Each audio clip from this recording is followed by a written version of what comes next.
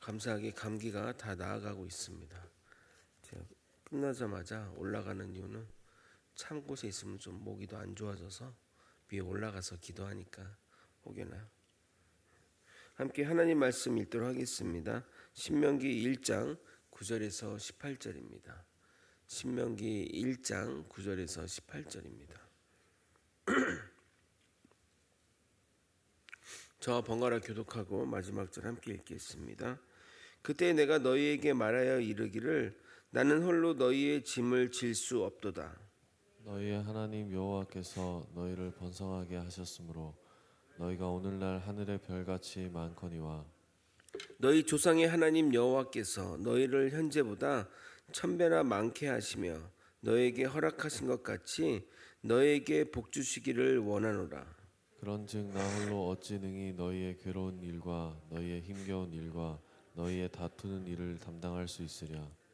너희의 각 지파에서 지혜와 지식이 있는 인정받는 자를 택하라. 내가 그들을 세워 너희 수령을 삼으리라 한즉 너희가 내게 대답하여 이르기를 당신의 말씀대로 하는 것이 좋다 하기에 내가 너희 지파의 수령으로 지혜 있고 인정받는 자를 취하여 너희의 수령을 삼되 곧 각 지파를 따라 천부장과 백부장과 50부장과 10부장과 조장을 삼고 내가 그때 너희의 재판장들에게 명하여 이르기를 너희가 너희의 형제 중에서 송사를 들을 때에 쌍방간에 공정히 판결할 것이며 그들 중에 있는 타국인에게도 그리할 것이라.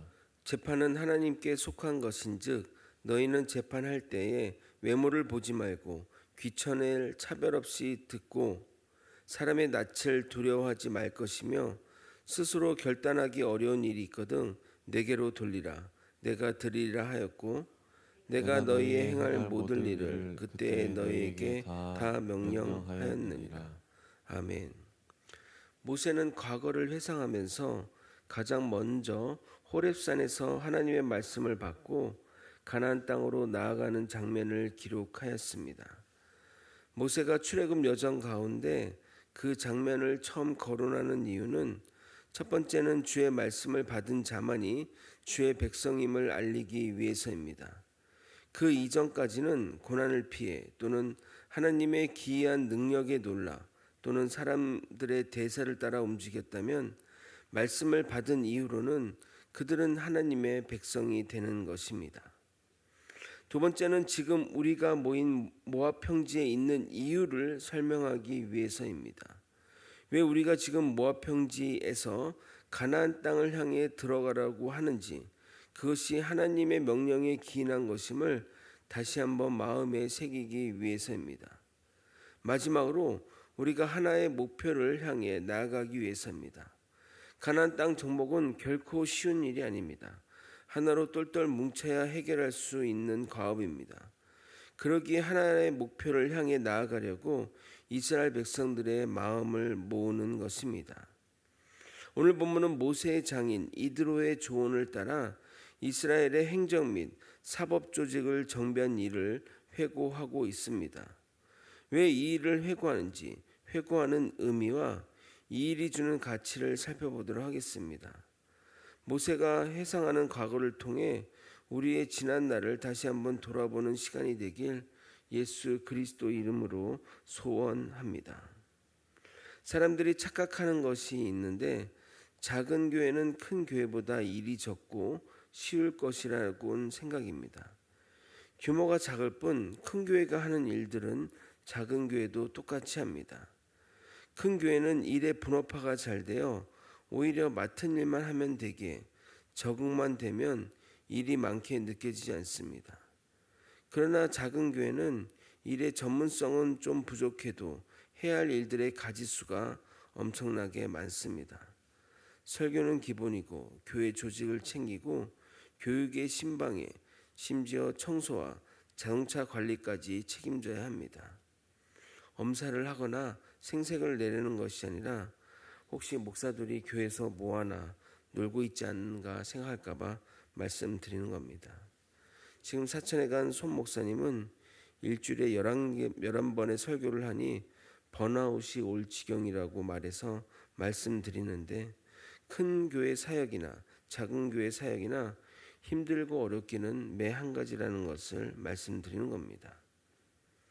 이런 일들 가운데 교회 일이 한 사람에게 집중이 되면 반드시 문제가 발생하기 마련입니다. 그런 문제가 생기기 전에 역할을 잘 나눠서 서로 짐을 나누는 것이 좋습니다. 모세 또한 처음에는 본인이 이 모든 일들을 다 감당했지만 계속 늘어나는 업무를 감당할 수 없자 책임을 나누어야겠다는 생각을 하게 된 겁니다. 모세의 솔직한 마음을 들어보도록 하겠습니다. 9절부터 12절입니다. 제가 읽어드리도록 하겠습니다.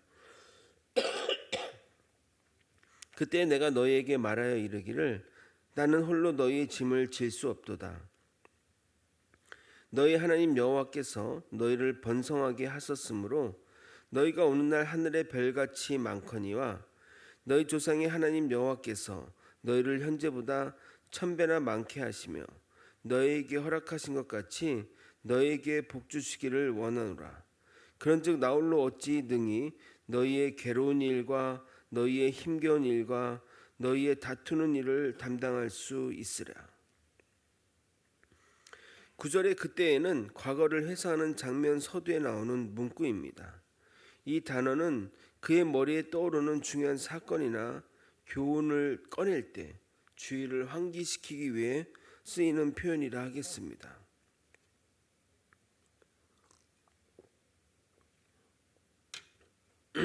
모세가 힘들어하는 것을 곁에서 본 장인 이드로가 혼자 하지 말고 역할을 나누라고 했는데 그 장면을 지금 회상하고 있는 겁니다. 하나님의 은혜로 하나님의 축복으로 우리의 민족이 이렇게 늘었지만 이 많은 사람을 홀로 감당할 수 없다는 그 모세의 현실적 고민이라 하겠습니다. 12절의 괴로운 일, 힘겨운 일, 다투는 일은 각각 심적인 일, 물리적인 일, 또 관계적인 일을 말하는 겁니다. 사실 이 설교를 쓰면서 우리 교회의 모습을 한번 생각해 봤습니다. 하나님의 은혜로 우리 교회가 양적으로 성장해 가고 있는 상황에서 고민이 많이 생깁니다. 사람이 늘어갈수록 그에 맞는 교회 환경을 제공해야 하는데 지금까지는 목회자와 일부 헌신자들의 헌신으로 충분히 담당했다면 더 많은 일꾼이 필요하고 더 많은 것들을 제공해야 하기에 부담이 되고 있습니다. 무턱대고 오신 지 얼마 안 된 분을 헌신자로 세울 수도 없는 일이고 그렇다고 한 사람을 리더로 양육하여 성장시킨 데는 시간이 많이 걸리고 해서 참 고민이 많습니다. 행복한 고민일지 모르지만 우리가 감당할 수준으로 천천히 보내주셨으면 하는 바람입니다. 무엇보다 오신 분들이 교회에 잘 정착했으면 하는 바람입니다. 모세는 당시 어떻게 조직을 세웠는지 회고합니다. 각 지파에서 너희들의 지도자를 너희가 뽑으라고 이야기했습니다. 이것이 우리 장로교가 택하는 방식입니다. 13절을 여러분이 한번 읽어보도록 하겠습니다. 시작. 너희의 각 지파에서 지혜와 지식이 있는 인정받는 자들을 택하라. 내가 그들을 세워 너희 수령을 삼으리라 한즉. 그러니까 이제 자치적인 거죠. 우리의 리더를 우리가 이제 뽑는 것이죠. 모세는 이스라엘 백성에게 세 가지 자질을 갖춘 자를 택하라고 하였습니다. 첫 번째는 지혜 있는 자를 택하는 겁니다. 지혜는 반드시 지식과 병행하여 필요한 자질인데 세상의 경험과 그리고 지식을 통하여 세상의 위치와 삶의 원리를 깨닫는 것을 지혜라고 합니다. 이런 지혜로운 자는 상황에 따라 그에 맞는 대처 방안을 제시하게 됩니다. 반면 지식만 있으면 상황에 따른 대처 방향보다는 고지식하게 문자 그대로 적용하는 경우가 있기에 반드시 리더는 지혜를 갖추어야 합니다. 그러니까 이런 지식이 있으면 뭐 농촌 상황에서는 이렇게 또 적용하고 도시에서는 또 이렇게 적용하고 또 중소도시에서는 이렇게 적용할 수 있는 지혜가 필요한 것입니다. 두 번째로 필요한 자질은 지식입니다. 여기에 지식의 히브리어는 단순히 우리가 뭐 난리지 같은 어떤 지식적인 거 그런 것들을 얘기하는 것이 아니라 분별하다라는 의미를 담고 있습니다. 무엇이 선이고 무엇이 악인지 분별하는 능력이 지식의 근본이라는 것입니다. 우리는 하나님의 백성에 무조건 좋은 것이 좋은 것이다라고 해서는 안 됩니다. 반드시 선과 악의 분별이 필요하고 그 잣대가 하나님의 말씀이 되어야 합니다. 그 하나님의 말씀을 기준 삼아 그것들을 판단해야 하는 것입니다. 마지막 자질은 사람들의 인정을 받는 자를 택하는 겁니다. 이거는 지식과 지혜가 있는 것을 인정받는다는 의미도 되고 그 사람이 리더로서 인정받는다는 의미도 포함됩니다. 본인만 스스로 지혜롭고 지식이 있다고 하면 무슨 의미가 있겠습니까? 사람들의 인정을 받아야만 리더로서 바르게 설 수 있습니다. 리더로 서는 자는 자신이 사람들의 인정을 받고 있는지 매번 점검하고 살펴야 합니다. 그리고 모세는 이런 지도자를 뽑아 각 사람의 크기에 따라, 즉 그 사람이 커버할 수 있는 그 범위를 따라 일을 맡겨야 한다고 설명하고 있습니다. 15절을 여러분이 한번 읽어보도록 하겠습니다. 함께 읽겠습니다. 시작. 내가 너희 지파의 수령으로 지혜가 있고 인정받는 자들을 취하여 너희의 수령을 삼되 곧 각 지파를 따라 천부장과 백부장과 50부장과 10부장과 조장을 삼고. 각 사람의 분량을 따라 일을 맡기는 것은 차별이나 또는 한계를 지정해 주는 것은 아닙니다. 예수님도 달란트의 비유를 통해서 각자의 수준에 따라 맡기는 것을 달리했습니다. 그러나 더 중요한 것은, 정말 중요한 것은 그것에 대한 평가와 칭찬입니다. 더 큰 것을 맡았다고 더 큰 칭찬과 대가가 있는 것이 아니라는 겁니다. 어차피 하나님 보시기엔 다 작은 일일 뿐입니다.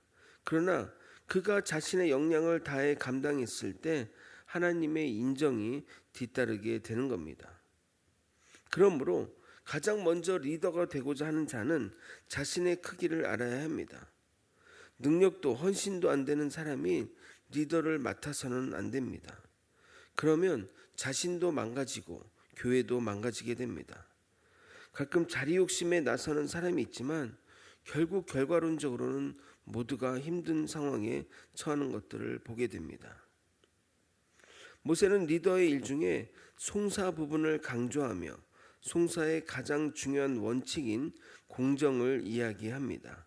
16절을 또한 여러분이 한번 읽어보도록 하겠습니다. 함께 읽겠습니다. 시작. 내가 그때 너희의 재판장들에게 명하여 이르기를 너희가 너희의 형제 중에서 송사를 들을 때에 쌍방간에 공정히 판결할 것이며 그들 중에 있는 타국인에게도 그리할 것이라. 모세의 말이 너무도 당연한 말이지만 당시로서는 시대를 앞서가는 말입니다. 타국인에게 공정하게 하라는 말은 지금 우리 사회도 지켜지지 않는 말입니다. 우리나라도 부자와 고위층이 공평하게 법의 처벌을 받지 않습니다. 일반인이라면 있을 수 없는 일이지만 고위층이나 또 부자들은 버꾸라지처럼 법을 요리조리 피해가고 법의 처벌도 적게 받을 뿐 아니라 무슨 틈만 나면 특사로 풀려나는지 이해가 안 됩니다. 그런데 모세는 하나님의 마음으로 이 일을 하라고 강조합니다. 17절도 여러분이 한번 읽어보도록 하겠습니다. 함께 읽겠습니다. 시작. 재판은 하나님께 속한 것인즉 너희는 재판할 때에 외모를 보지 말고 귀천을 차별 없이 듣고 사람의 낯을 두려워하지 말 것이며 스스로 결단하기 어려운 일이 있거든 내게로 돌리라 내가 들으리라 하였고.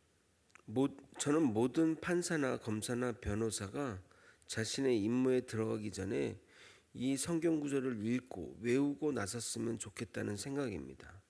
외모를 보지 말고 그 사람의 재산을 보지 말고 사람들의 지위, 여론, 평판, 유불리를 따지지 말고 재판에 임하되 어렵다면 나에게 돌려는 모세의 말이 정말 참된 재판관의 모습이 무엇인지 알려주는 것 같습니다.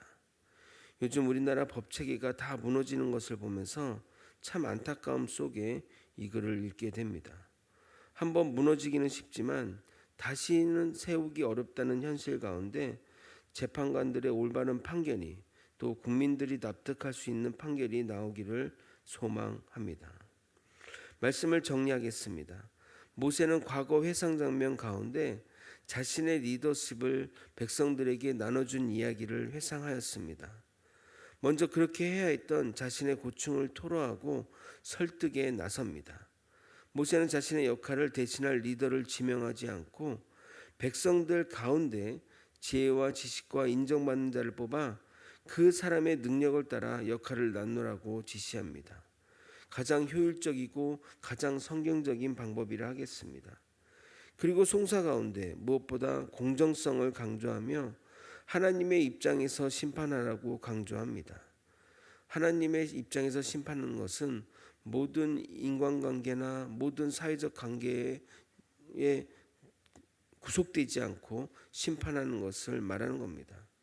재판하는 사람도, 재판을 받는 사람도 이런 조건과 상황에서 진행된다면 사법에 대한 불신은 사라질 것입니다. 이러한 것이 가능한 것은 하나님의 권위를 인정하는 자세에서 비롯된다는 것을 우리는 반드시 인식해야 됩니다. 우리가 사는 이 세상이 주님의 공의로 모든 이가 차별 없이 억울함 없이 공정한 세상에 살기를 예수 그리스도 이름으로 축원드립니다. 아멘. 기도하시겠습니다. 하나님 아버지, 하나님의 뜻을 따라 우리 교회 공동체가 공정하게 또 하나님 또 능력껏 할 수 있는 또 헌신적인 리더가 세워져 하나님의 일들을 감당할 수 있도록 이끌어 주시옵소서. 무엇보다 세상의 기준이 아니라 하나님의 기준을 따라 우리가 나아갈 수 있도록 이끌어 주시옵소서. 그래서 우리 교회에 오신 모든 분들이 잘 정착하여 믿음이 더욱더 성장해 나가는 아버지 그런 아름다운 공동체가 될 수 있도록 역사하여 주시옵소서. 말씀을 따라 우리 교회도 이루어 나갈 수 있도록 이끌어 주시옵소서. 사랑이 많으신 예수 그리스도 이름으로 기도 드리옵나이다. 아멘.